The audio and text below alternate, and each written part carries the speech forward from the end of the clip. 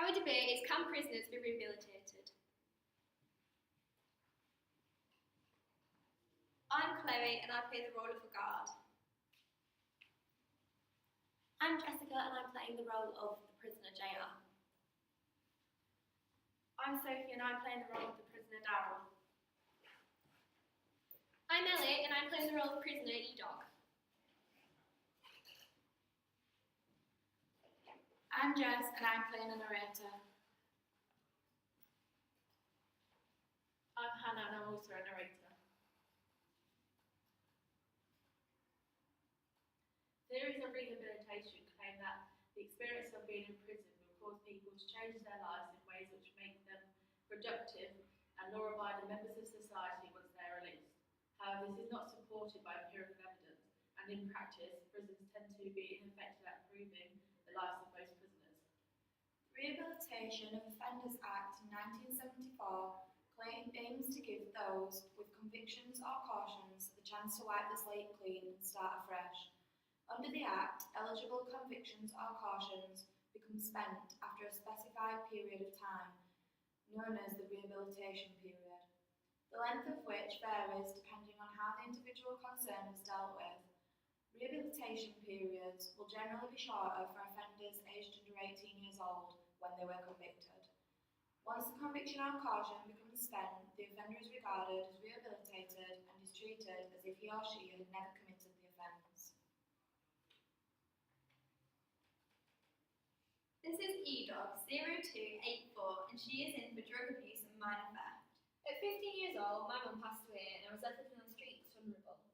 I fell into the wrong crowd and that's when my drug habit started, leading me to stealing in order to pay off the dealers. Drug use and intoxication can impair judgment, resulting in criminal behaviour, poor anger management and violent behaviour. Sometimes drug users steal money or property to be able to buy drugs. Often they will commit crimes whilst high on drugs, and many drug users are sent to jail or prison.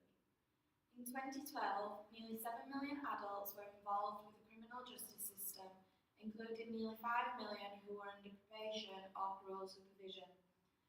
A 2004 survey by the US Department of Justice estimated that about 70% of state and 64% of federal prisoners regularly use drugs prior to incarceration. The study also showed that 1 in 4 violent offenders in state prisons committed their offences under the influence of drugs. It's hard to get off drugs when there's such large presence of them in prison. It's not impossible to get them into prison either. Drug use does continue in prisons and can lead to users taking harder drugs such as cocaine and heroin, decreasing their chances of successful rehabilitation and increasing the chances of reoffending. However, the prison do try their best with various rehab programs within the system to help the prisoners come clean and live a drug-free life when they reconnect with the community. In 2003, the Drug Intervention Program was introduced to tackle the treatment of drug users and has successfully engaged a hard-to-reach group of prisoners, with 80% of people who have never received treatment before.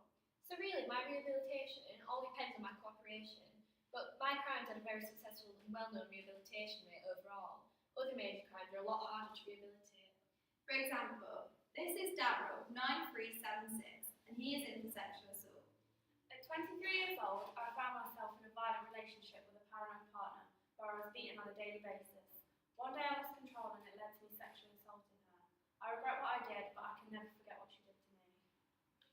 How can a rapist ever be forgiven or rehabilitated under any circumstances? There's no way you could ever be rehabilitated and let back into such a vulnerable community. People on the outside will never forget the fact that you've raped someone. You'll be assaulted and driven out of every community you ever put into. But studies have shown that reoffending rates of sexual assault crimes are dependent on the victim of the original assault. A study by Beth and Skelton examined 2,774 sexual offenders over 15 years, following a recent prison, found that those with female child victims were less likely to reoffend and release. Those with male child victims and adult victims were considered more of a danger of release. Adult victim offenders are less consistent in the type of their reoffences, with 37% sexually reoffending against child victims. So this makes me more likely to be a danger to society. Will I ever get out of this place? Not if I've got anything to do with it. This is JR7565 and he is in for serial murder. I'm 54 years old and I've murdered 13 people in the past 5 years. I feel no remorse for any of my victims. Every single one of them deserved it, and I would do it again in a heartbeat if I could. You're completely mentally unstable. Psychopaths like you can't ever be rehabilitated and let back into the community. It's not safe and it would not be accepted. Life is what people like you get and life is what you deserve. But why don't they deserve a second chance? If they're mentally unstable with the right therapy and medication, they can become completely different people. You can't judge someone on who they are when they aren't mentally capable of conforming to societal norms. The person who committed the crime can become someone completely different. Pedro Alonso Lopez is a serial killer accused of raping and killing more than 300 girls across his native country, then Peru and Ecuador, and possibly other countries. In 1983, he was found guilty of murdering 110 young girls in Ecuador alone, and confessed to a further 240 murders of missing girls in neighbouring Peru and Colombia. Lopez was released in 1998 from a psychiatric hospital on good behaviour after initially being found insane, and since he has been released, he is being suspected of further murders. So in this instance, it is thought that rehabilitating him did not work. However, for Mary Bell, she was just 11 years old and she already killed 2 young boys in separate incidents. She was convicted of manslaughter in 1968. 12 years later, when she was age 23, Bell was freed and able to change her name and start a new life. She won a court order that permanently protected her identity and that of her daughter. The protection for convicts is now known as the Mary Bell Order. According to reports as recent as 2009, Bell had become a grandmother. Variables that could be to do with the success of her rehabilitation could be to do with the fact that she was so young, or her new family are the reason for her staying on the right path. You know what? I know this prison in Norway where prisoners are treated like they're in a holiday camp. Free time to do what they want, not boxed in a cell, nothing like this is done. Well, maybe with a bit more freedom within their cell and the prison, prisoners might not get as stressed and irritated, and this could decrease their violent nature and increase their chances of successful rehabilitation.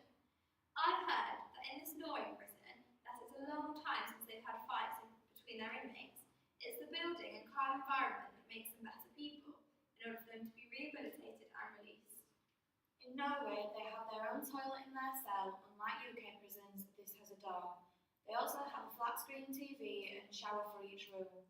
They are unlocked at 7:30 AM until 8:30 PM, and during the day they are encouraged to attend educational activities and work, with daily payment of 53 krona, which is £5.60.